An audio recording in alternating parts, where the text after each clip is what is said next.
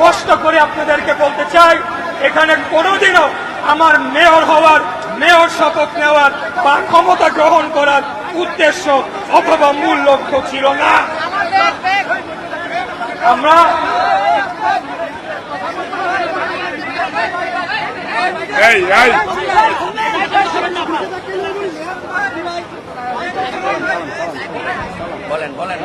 এইখানে আরেকটা আওয়াজ পাইলে কিন্তু আমি এখানে সবাই বের করি।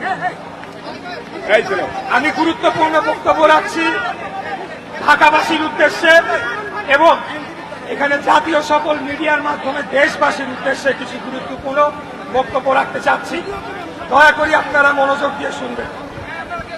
আজকে যে আন্দোলনটি হচ্ছে সেটি হয়তোবা আমি ইশরাক হোসেন, আমাকে আমার প্রতি বৈষম্য করা হয়েছে।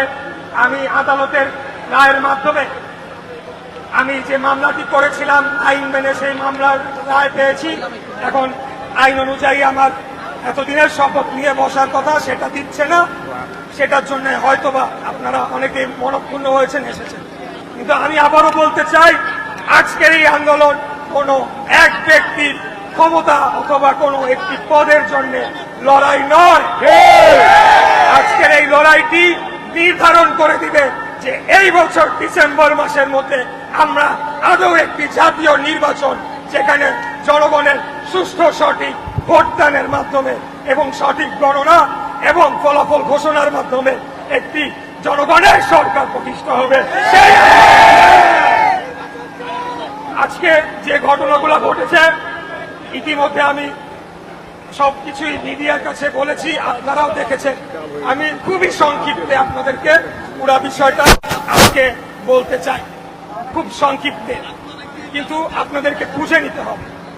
এই মামলাটি করা হয়েছিল 2020 সালের 1 ফেব্রুয়ারি, আমার নির্বাচনের 30 দিনের মাথায় 3 মার্চ ইলেকশন কমিশনের যে ট্রাইব্যুনাল, সেই আইনটি মেনে করা হয়েছিল।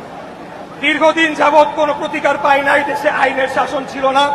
খুনি হাসিনার আত্মীয় মেয়র তাপসকে অবৈধভাবে রাত 1:30টার সময় জোর করে গ্যাজেট ঘোষণা করে বিজয়ী ঘোষণা করা হয়েছিল। যখন 5টা থেকেই আমরা বিভিন্ন কেন্দ্র থেকে ফলাফল পাচ্ছিলাম, আমি এগিয়েও ছিলাম, 6:15টার দিকে বন্ধ করে দেয়।